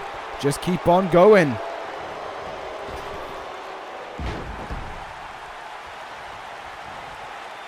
Just watching these two right now, swinging at one another. Joe trying to slam Lesnar there. It didn't happen. Lesnar going to slam Joe though. Yes, he is. Right down on the ropes. These two guys have engaged in fights in the last 2 weeks of SmackDown Live. Closing out the show both times, but it was on SmackDown Live last week, or this past week rather, where Joe was shown to be beaten by Lesnar, but that was after a match, and he hadn't called him out. That was a jump by Brock Lesnar. This is just these two guys face to face with one another. No jumping happening here. And they are just swinging at one another from the very get-go for that WWE title. Good counter there by Joe. Lesnar up against the ropes and going to get stun-gunned into them as well. Lesnar unable to stay up on his feet there. Knee into the jaw, I believe that one was. If I was Joe, I don't know what I'd be thinking about how I'm going to end this match, because think about it. Do you really trust the Coquina clutch to finish things? Do you really think that'll be enough? Oh, wait, F5! I didn't even realize that. I thought he lifted him up for something else. Lesnar hits the F5, but oh, a kick out of 2. Whoa, that was sudden. A sudden F5, but look at how Joe just fights back from it right away. Another stun gun from Joe, and he's back in the driver's seat here. What I was going to say was, if you're Joe, what move do you go for? I don't know if he can rely upon the Coquina clutch in this match. I really don't. That leaves him with the muscle buster, yes, and I believe that Joe can hit it. But will it be enough to finish Lesnar? German suplex, number 3 in this one, I believe. I've seen a trip to Suplex City in this one thus far. Unless I'm wrongfully mistaken. Joe. Belly to belly by him there. Attacking the arm a little bit. I don't know what Joe can go for. It would be incredible to watch the Beast tap out, yes, but I don't know if he will. I don't think he will, in all honesty. Joe, look at this German suplex to Lesnar. Here comes trifecta. German. Dragon. Straight jacket. And the bridge. Covers Lesnar. Ref in the right place. Shoulders pinned down. Oh, Lesnar kicked at it too. We were so close to seeing a new WWE Champion crown right there, but it was not enough. Chinlock being applied here now. Lesnar having his jaw tilted, but Joe cannot put him away there. Lesnar getting right back up to his feet, and a huge lariat followed through with it as well to bring him off his feet. Lesnar, aggression right now being the aim of the game. But Joe just keeps on fighting back to everything that Lesnar has in store for him. Dragon Sleeper applied now. Is this enough to close things out? Is this enough to crown a new WWE Champion here? No. Lesnar just showing that he wouldn't tap out. Maybe a submission match would have been an entertaining idea for these two. He's got him! Coquina clutch! Middle of the ring. Nowhere to go. Lesnar flailing. Lesnar flailing. Will he tap? Will Lesnar tap out? Joe's got it locked in, trying to choke out the Beast. Oh, but you cannot tap him out. Lesnar fights out of that hold. Oh, God. Suplex City is the next destination for Samoa Joe. Right after that Coquina clutch. A one-way trip there. 3 more suplexes to add to the list. But Joe fights back right away. This is insane.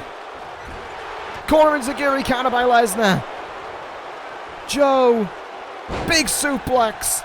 Big back suplex there by Joe.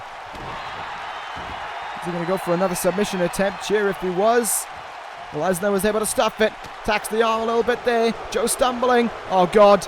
Another German suplex. That might be the 7th one in this match now. Joe completely disorientated by it. Lesnar throws him into the turnbuckle there. Joe comes stumbling out of it and comes fighting his way out of it as well. Another forearm in the face for Lesnar.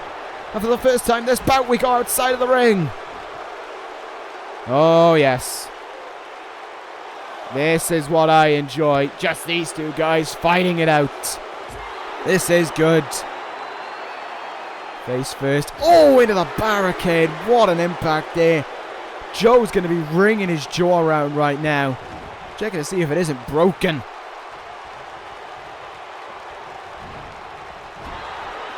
In the turnbuckle. Joe hoisted up there. Lesnar might have been thinking something big. Could he live to regret it? Top rope shoulder tackle by Joe. Lesnar taken off his feet. And another submission attempt could be on its way. No, he's just going to throw him overhead with a powerbomb toss. Joe bringing him up to his feet once again. Does he look for a Uranagi? Trifecta. It's denied. Kimura. Kimura lock from Brock Lesnar. The Kimura's applied. Trying to get Joe to tap out his revenge for the Coquina clutch, maybe. Lesnar trying to get the submission win. But Joe gets his way out of it. Escapes the hold right there. And counters the punch coming after it. Lesnar stumbles back to the turnbuckle. Lesnar though, hard elbow. Oh no.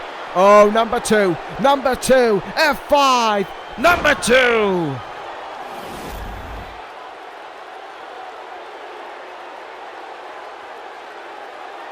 No sudden attempt for a cover made by Lesnar. Joe too close to the ropes. Great ring knowledge there from the WWE Champion.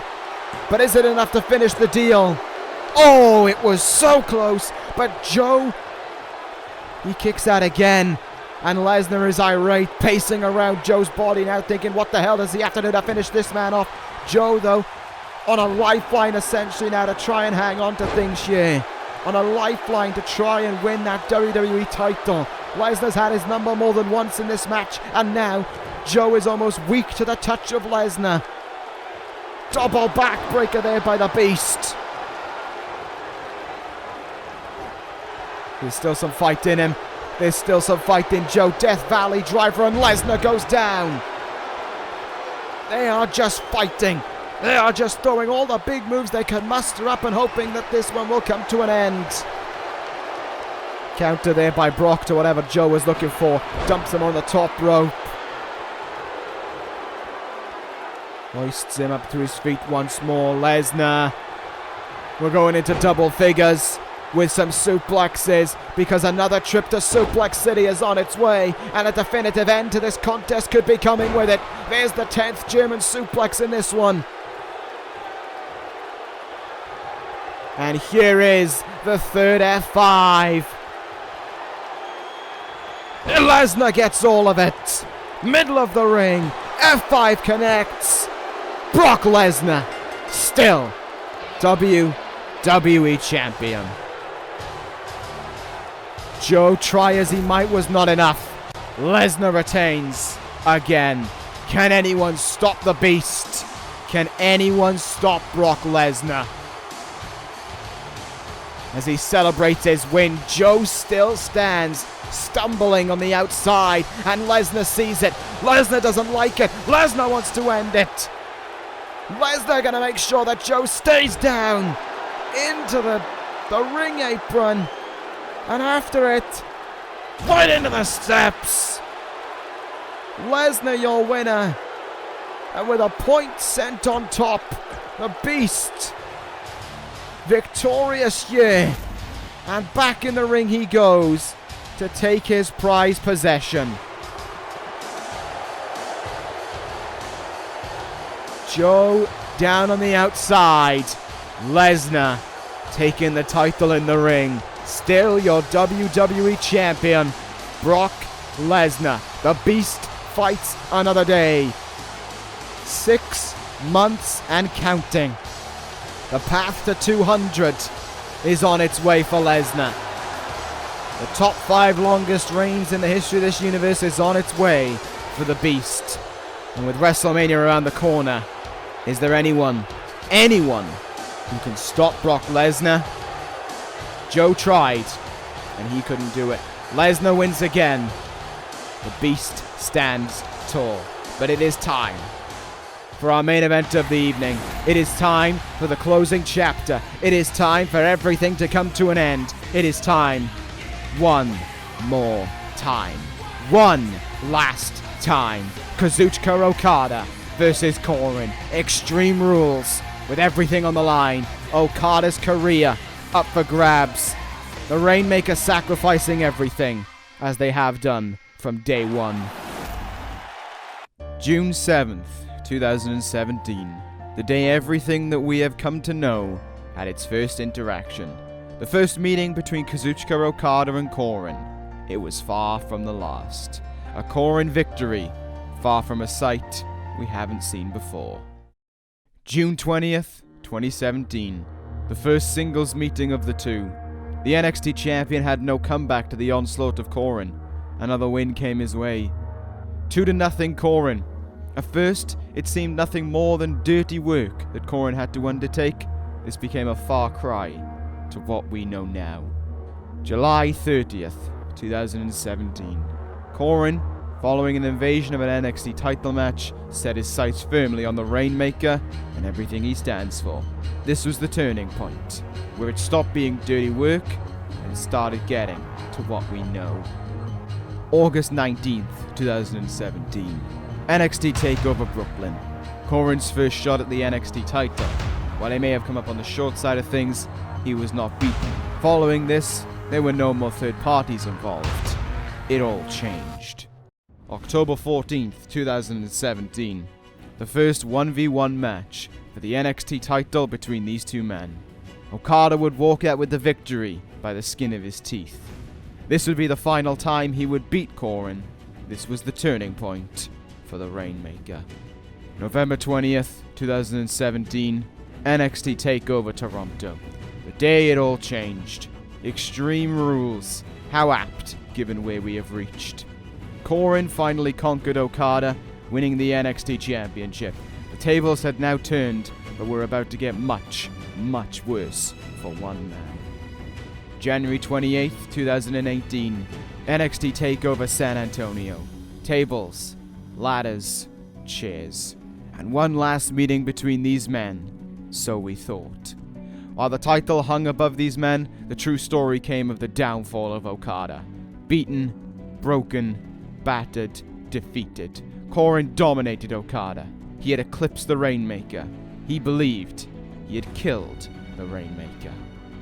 We believed that all had ended there, that the man had finished a rivalry that had represented NXT for 6 months. As Koren dominated NXT and Okada made us jump for joy, we believed that a new chapter opened for both men. Months passed with nothing. The men were fighting, just not with each other. But one fruitful day, that would all change. November 19th, 2018. He came back.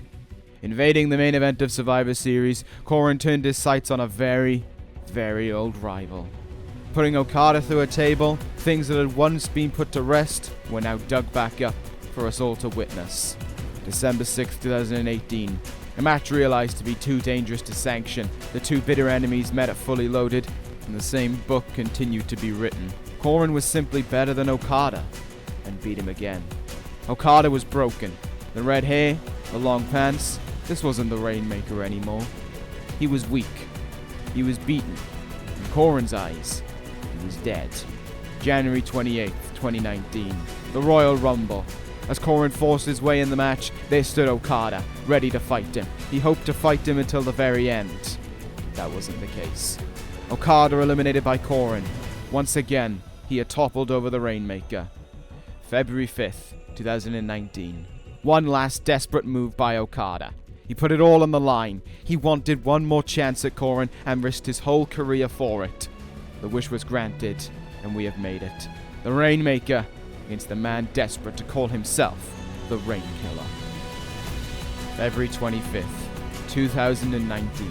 Extreme Rules. Tonight, we witness the final battle of the most bitter rivals this universe has ever seen. 20 months, 89 weeks, 628 days. It all ends tonight. Kazuchika Okada versus Koren. Extreme Rules. Nothing to stop them, but everything on the line. Will the Rainmaker finally achieve that long sought-for victory? Will he finally achieve closure on the evil which has eaten away inside of him for so long? Or will the Rainkiller finish the deal? Will he finally end Okada? Will it finally be the last road the Rainmaker walks down? What started for glory has now become for nothing. Glory long since passed these men. There is something more. This has walked down the darkest paths to meet this, its final resting place. Kazuchika Okada versus Koren. One last time. It has all come to this. Everything has come to this.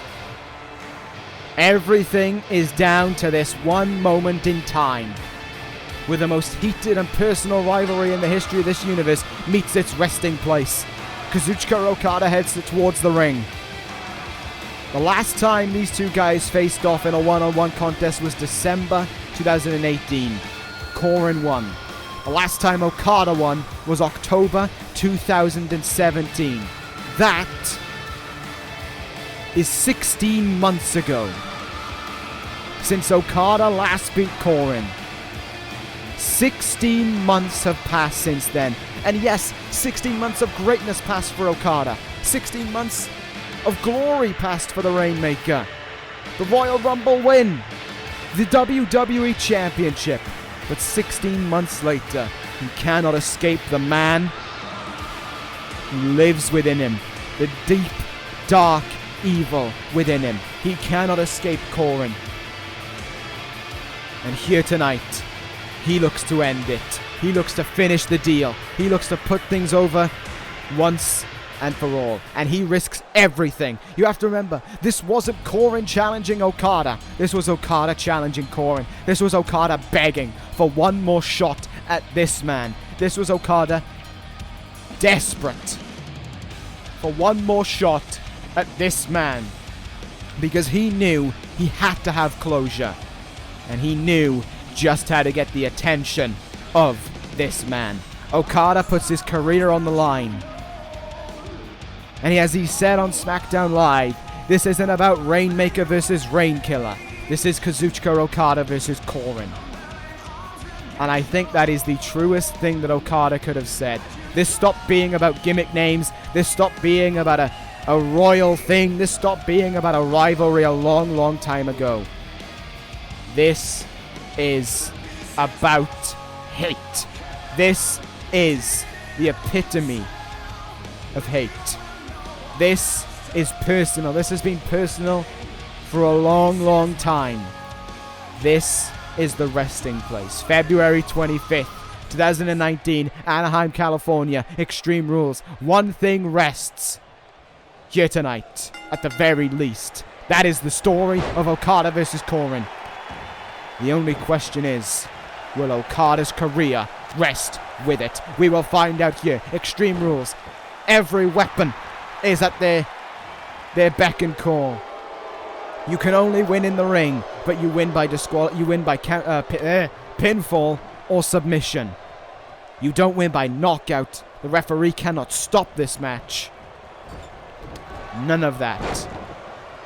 And here we go between these two hated rivals. We are in for a big one.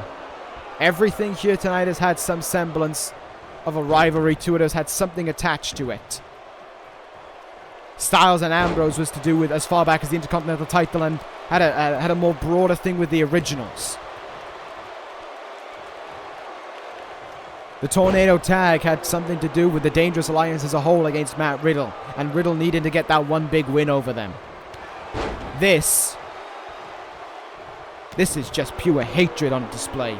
This isn't about Okada being eliminated at the Royal Rumble by Coren. This isn't about Coren invading the Survivor Series main event. This is just two men who utterly, utterly hate one another. And they will not stop, they will not cease until one is gone. This is what we finally hope to be their last match. If not forever, for the long, long future. But it could, of course, be the last match they ever have, because it could be Okada's very last match in this universe. We put the poll out there, we asked you, and it was a monumental support for Okada. I think something like 85-15 for Okada. But to those 15%, how dare you? How dare you side with a guy like Coren, who stands for everything that you do not? Coren does not stand with anyone.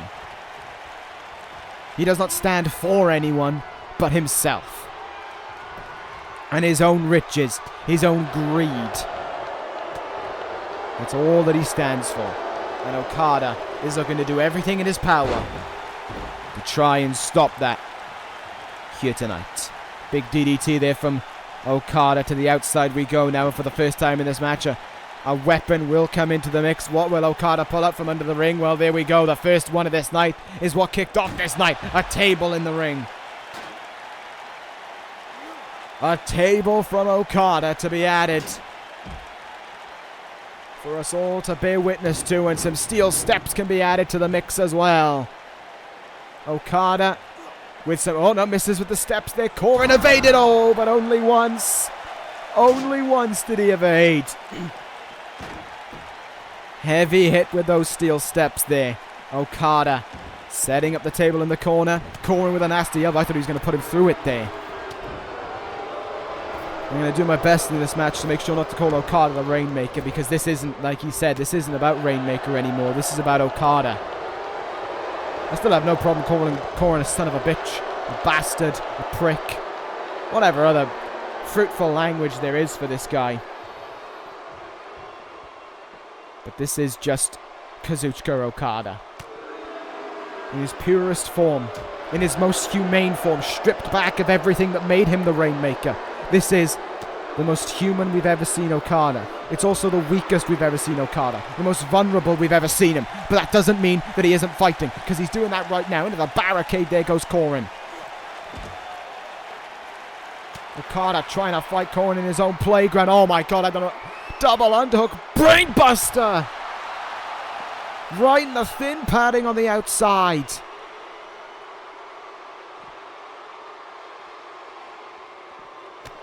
But Okada is fighting back. Okada sends him into the ring pole, much like Coren did back at TakeOver San Antonio. And all busted open he may be. Through the barricade, they may well go. Okada sacrificing everything. This isn't about wrestling anymore. This is a fight. This is a war. Big uppercut there.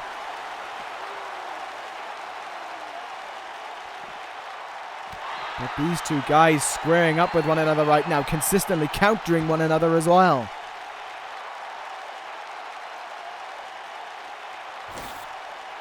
Oh, look at this. Coren tearing apart the announce table now.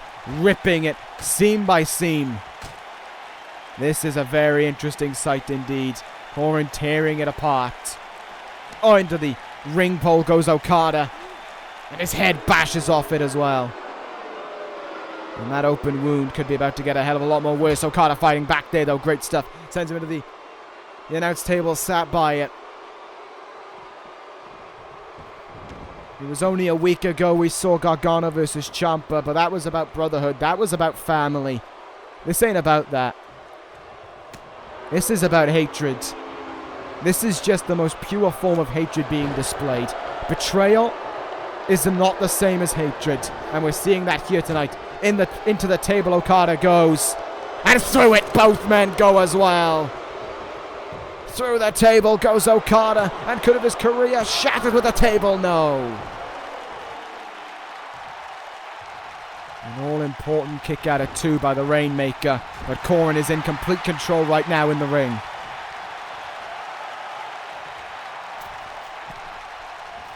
What the hell is he doing here? Up on that top turnbuckle. Okada socked there with a hard strike. Superplex by Coren.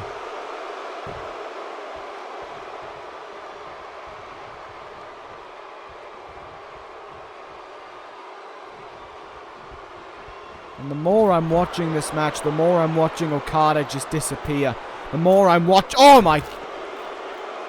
Coren taking flight, and the longer this is going on, the more lost Okada is getting. The more I'm witnessing Okada just disappearing almost from the scenes. He's just fading away from everything. He's not there at his fullest extent, but he's trying to fight still.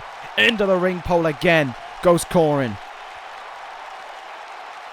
It's pointless saying great reversals by any guy, because this has nothing to do with a wrestling match, but they're still going to use their big wrestling moves to end things. Okada lining it up. Come on! Rainmaker!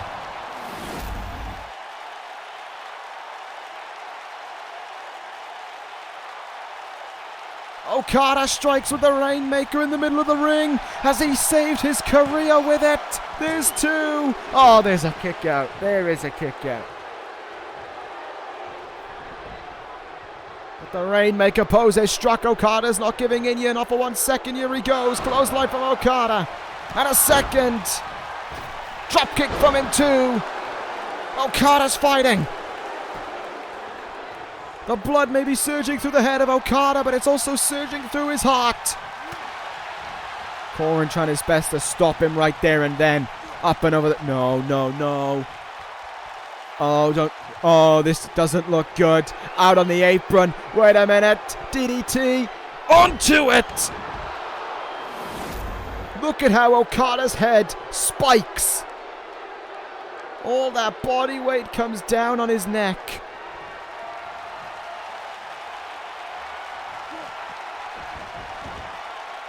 And Koren thinks he's done it. He thinks that's the final move of Okada's career. It is not.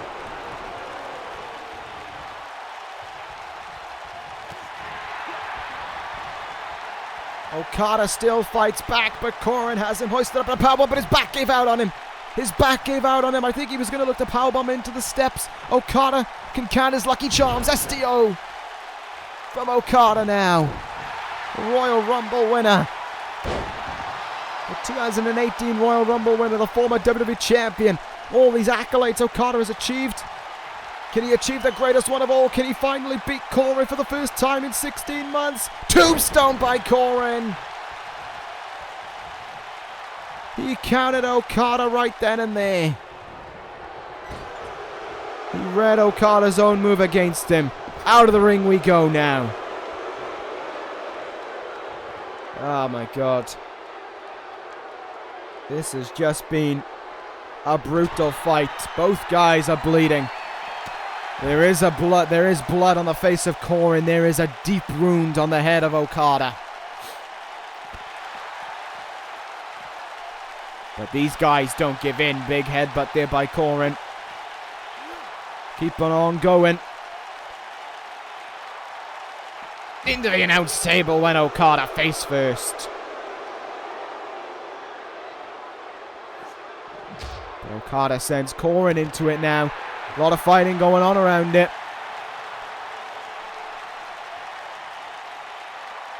A lot of fighting has been going on the outside as well, in all fairness.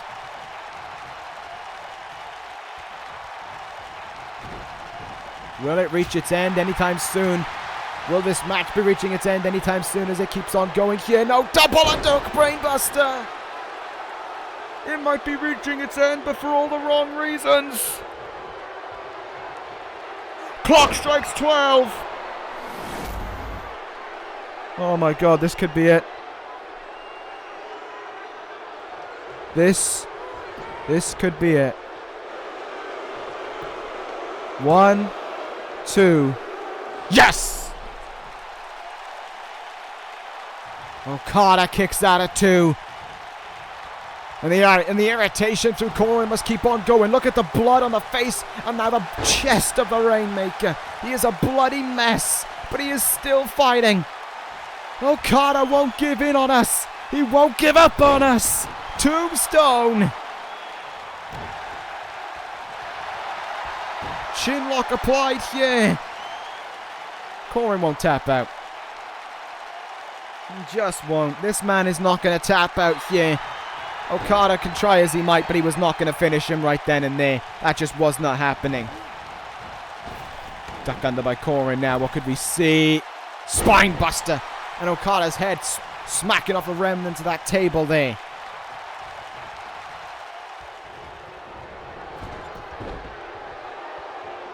And Okada just smacking off more than pretty much everything right now. Smacking off the turnbuckle right there as well. Koren takes him to the outside once again. What is going to happen here? Hoists him up to his feet. Into the table we go. And are we about to see a repeat of Survivor Series? Are we about to see him strike a move which he demanded that I call the Rain Killer? Right through the table!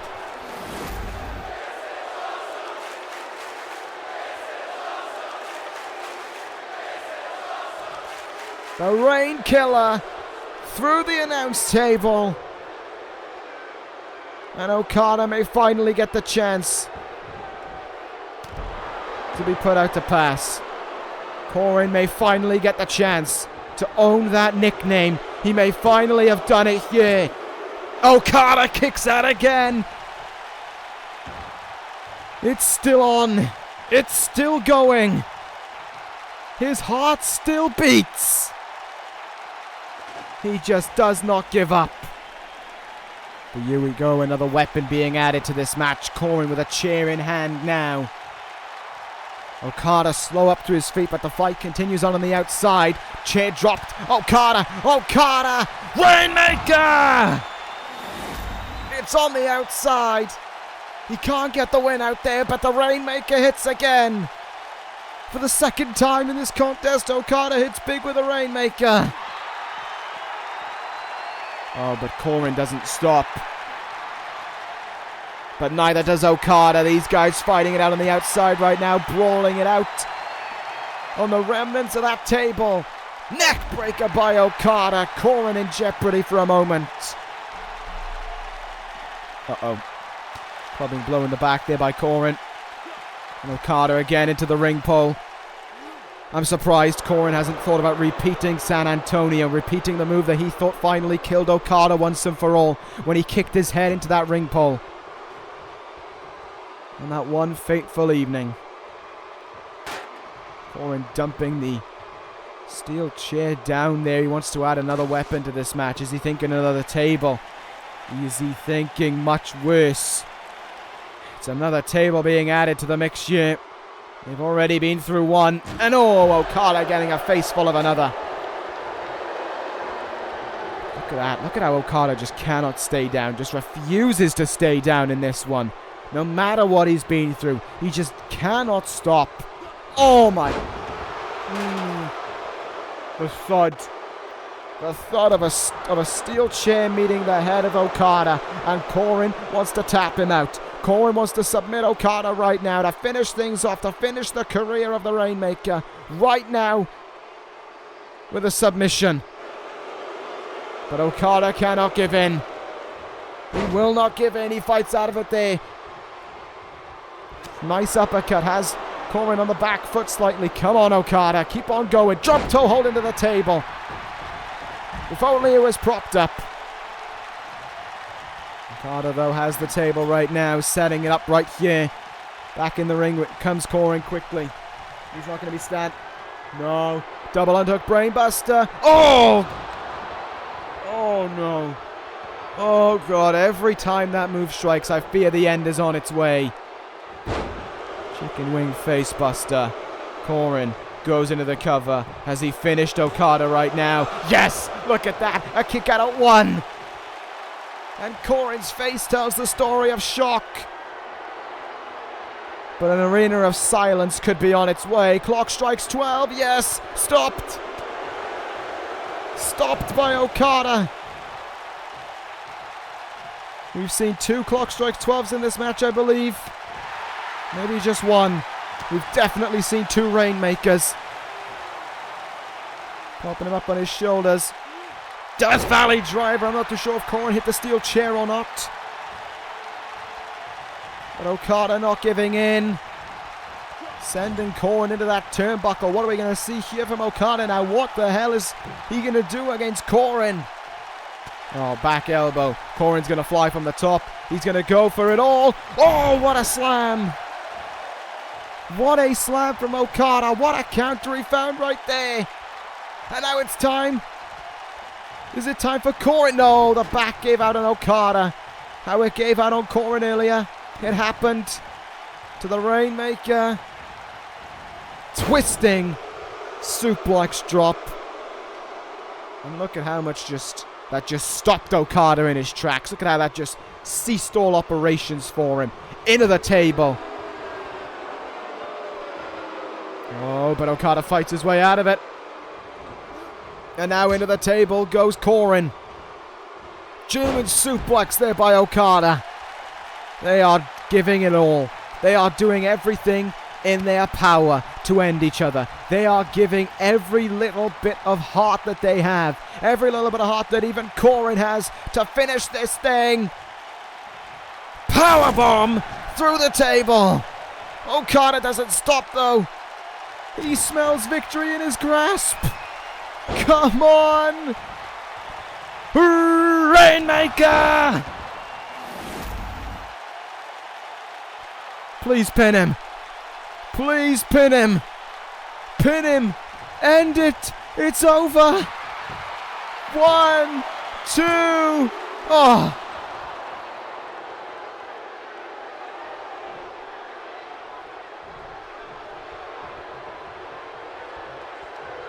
And Okada's face told the whole story there.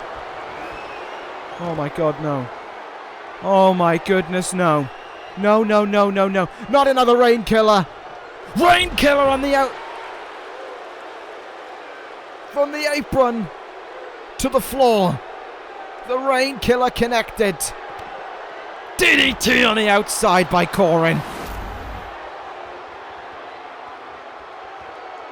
There's no fight. There's no fight in Okada right now.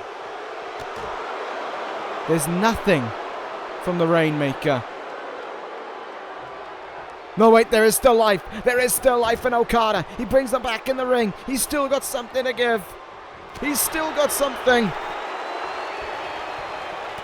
All the blood that he's lost in this match, though. How much more does he have to give? Suplex attempt. Okada with the knee to get out of it there. Kicking the gut from him now. Tombstone again in this one. Okada gets all of it. And he's going to strike the pose that could guide him to victory. That could guide him to a fourth Rainmaker. Yes! But Okada doesn't go for the end. He doesn't think he's got enough in him to finish him off yet. He doesn't think 4 Rainmakers is enough. And he has every reason to believe it. Look at how quickly Koren just came right back into things. And he's in control again. Koren has him right where he wants him now. Doing things just the way he wants. Okada down on the mat. The blood lost in this is over the top. After this match, win or lose, Okada's going to need a trip to the hospital. With that amount of blood lost. Wait a minute, he's going to do it again. This sick son of a bitch is going to do it again. Another Rain Killer. Good God.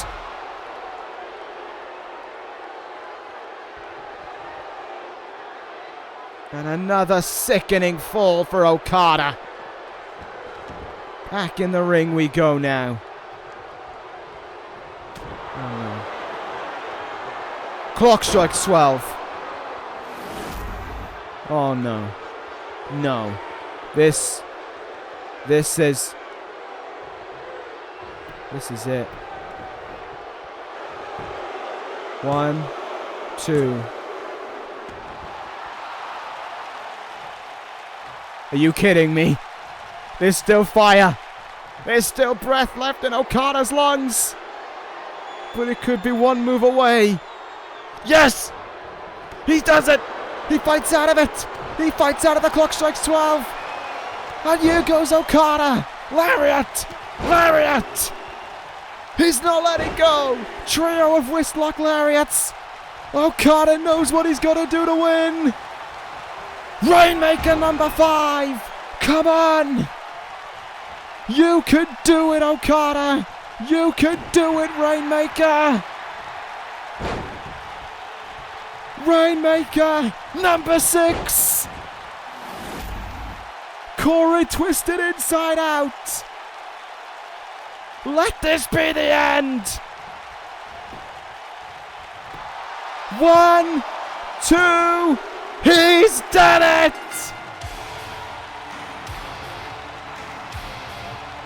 He is alive! Okada has beaten Koren! Finally! Finally! The Rainmaker wins it! 16 months it had been since his last win. Now it is over. The final match between these two men can be celebrated with one thing. A Kazuchika Okada victory. He hangs on to his career.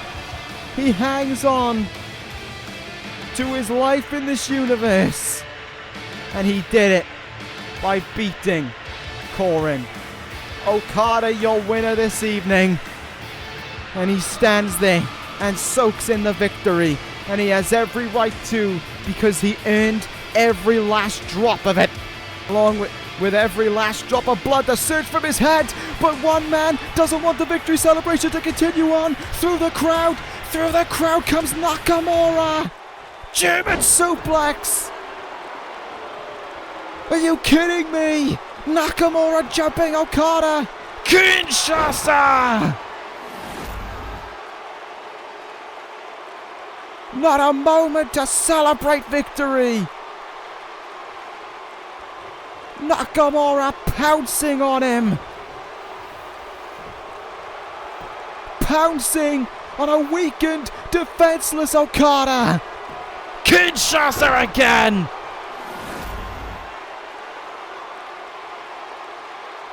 Seconds after victory over Coren. A Kinshasa again. The sweet relief of victory dashed away. Shinsuke Nakamura with one more than welcome reminder to Okada.